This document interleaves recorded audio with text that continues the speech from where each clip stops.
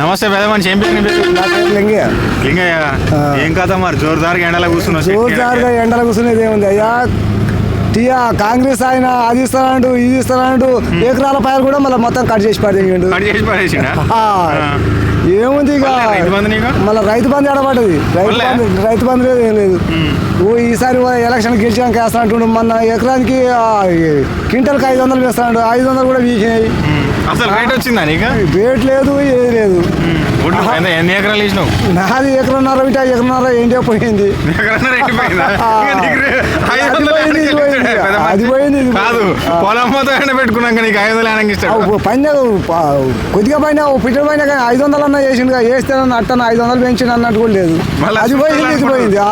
కాదు, నువ్వు నవ్వుతున్నావు, చూస్తోళ్ళంతా ఏడుస్తాడు. మనం ఏడాల్సింది పోయి వాళ్ళు కాంగ్రెస్ వాళ్ళదే పాగుతాం. ఏముంది, కాంగ్రెస్ ఆయన గెలిస్తే ఆయనతో ఉన్నది పోద్ది, ఊసిపోద్ది.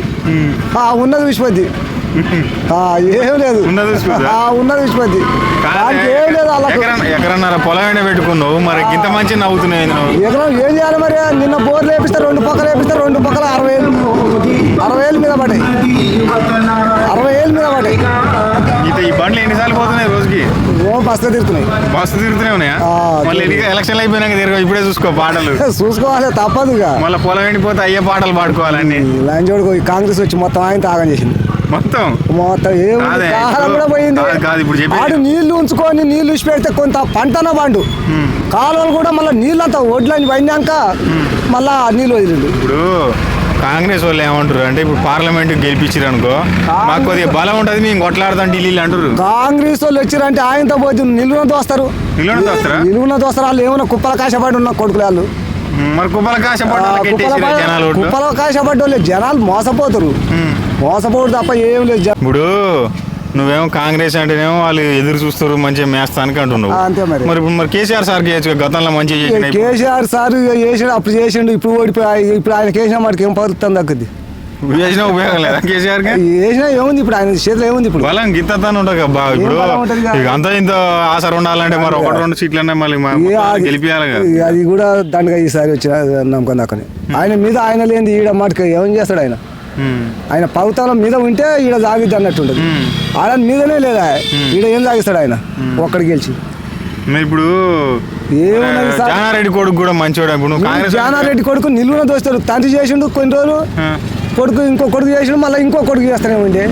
ఇప్పుడు ముగ్గురు రాళ్ళింటేనే పెత్తాను, ఇంకో ఇంటికి అయితే వద్దు పెత్తాను. నీ పేరేం పేరు? నేను చేసేటట్టు గీ షర్ట్ కింద ఎందుకు కూర్చుంది? ఏం పేరు నీ పేరు? నా పేరు లింగయ్య. ఇప్పుడు అయిపోయిందిలే, నువ్వు చేద్దాం అనుకున్నా లేదు కానీ అవకాశం మళ్ళీ 5 ఏళ్ళకు ఉంటుంది. వచ్చారు మళ్ళా మనం చేయకపోయినాము. ఏమున్నాయి మా ఇంకా క్వార్టర్ కమ్ముడు పోయాలి అని చెప్పి అంత ఆగమనం చేస్తుంది గాడి. నువ్వు తీసుకో క్వార్టర్. ఈ క్వార్టర్ స్థలం కూడా ఏం క్వార్టర్ తీసుకున్నాం మనం? క్వార్టర్ పాడు కాదు, ఆ క్వార్టర్ ఇచ్చేయాలి అని చెప్పి లేడు. లేడు. పొద్దున వేసి ఎటు పడితే అడిపోతా, పొద్దుగా వేసి అప్పుడే పని మీద పోరా అంటారు. జోరుదారుగానే ఉన్నాయి ఎన్నికలు. బ్రహ్మాండం అవసరం పో, ఏం పర్వాలేదు. మోడీ రావాలి, మళ్ళీ ప్రభుత్వం మళ్ళీ రాజ్యం చక్కగా కావాలి. మోడీ గెలిస్తే మీ ఊరు వస్తాడా? అమ్మ మోడీ గెలిస్తే పైన వచ్చింది అనుకో మోడీ. ఈయన కింద పీకేది ఏముంది? ఆయన కింద పీకేది అసలైంది ఆయన. ఈడ ఆయనకే చూడవలసిందే కానీ ఈయనైతే మాటకేమన్నా బెటర్. ఆయన అయితే సైదిరెడ్డి చూసినా ఎప్పుడైనా? చూసిన గణవరగూడెం ఏమో పేరు రానే రాదు, పిల్లి నాగరాజు. పిల్లి రామరాజు కాబట్టి మీరు పోయినారు.